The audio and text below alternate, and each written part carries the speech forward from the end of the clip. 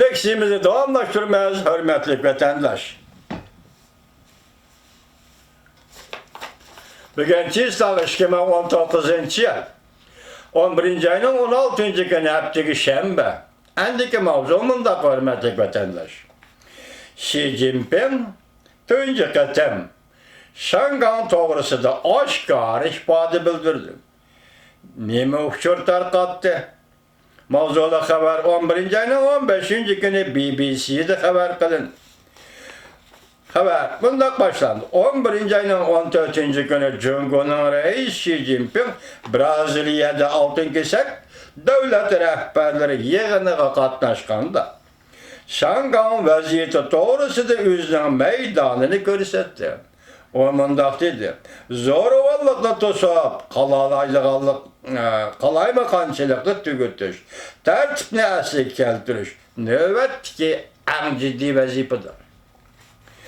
Bu işbadı bildiriş Şangan'da namayiş götürülgen 5 aydan beri Xi Jinping'in Şangan vaziyeti doğrusu da tünce katem işbadı bildirişi bulup hesaplanılır.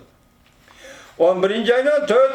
günü Xi Jinping Şanghay'da 2. katemle halkara yermenke katnaşkan mezgilde Şangan memuriyet başlığı Lin Jingyu bilen görüşüp Şangan memuru aynı hükümetine kollaylıqallıqını bildirdi.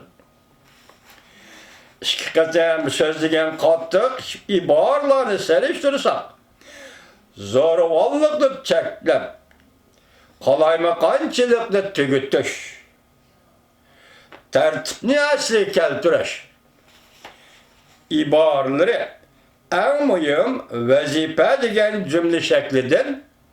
Endi en ciddi vazife degen cümle şekli özgerdi. Deslepte sözlügende en mühim degenidir cümle şeklide endi en ciddi vazife dedi. En mühim vazife endi en ciddi vazife. Təhlilçilər bundaq hesapladı. Xi Jinping'in bu qatım bundaq işbadı bildirişi, pozisiyasını yani bir qatım aşkarlıqallığı Beijing merkezi hükümetinin Şangan'ı taşlap etmeydiğallığını eksettirtmedi. Hem de şundaq meydanı bilen halkara cemiyetke agahlandırış verip katı kol vasıtalar bilen Şangan vaziyetini kontrol kılamaz demekçi oldu. Xi Jinping mundaq dedi. Şangan'da radikal zoravallarının cinayet kılmışları kanun bilen baş görüşünü ve cemiyet tertibini depsende kıldı. Şangan'ın muhkamlığı ve gülünüşüge bozgunçuluk kıldı. Bir devlet işgiltizem prensipini xeres kıldı. Bunu Xi Jinping, Reis Xi Jinping, sekreter Xi Jinping davatıdır. O yarımındaq dedi. Beijing merkezi hükümet memuriyet başlığı Şangan hükümetine rehberlik kılıp kanun boyunca siyaset yürgüzüp Şangan'da sakçılarını ve kanun icra kılışını kollaş gerek. Vaziyetke kandaq takabul duruş doğrusudur Xi Jinping mundaq dedi. Cumhur hükümeti devletinin ilgili hukuk ve bexaterliğini qoğlap menfaatini terakki kıldırış iradı sergiz özgermeydi. Bir devlette işgal tüzümünü icra kılış iradimiz hergiz özgermeydi. Her kandaq set elkişlerinin Şangan'ın içki işleri arılışı, karıştırış iradimiz özgermeydi. Nankai Üniversitesi Kanun Enstitüsü'nün profesörü Li Xiaobing mundaq dedi.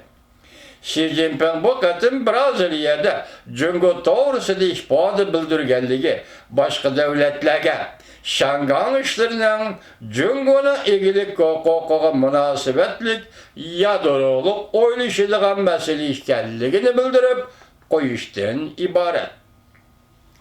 Ve şundaqlı başka devletlerin bu doğruda düşünüşünü kolga keltirişten ibaret. Körüp ettiğiniz vatandaşlar yok korkusu.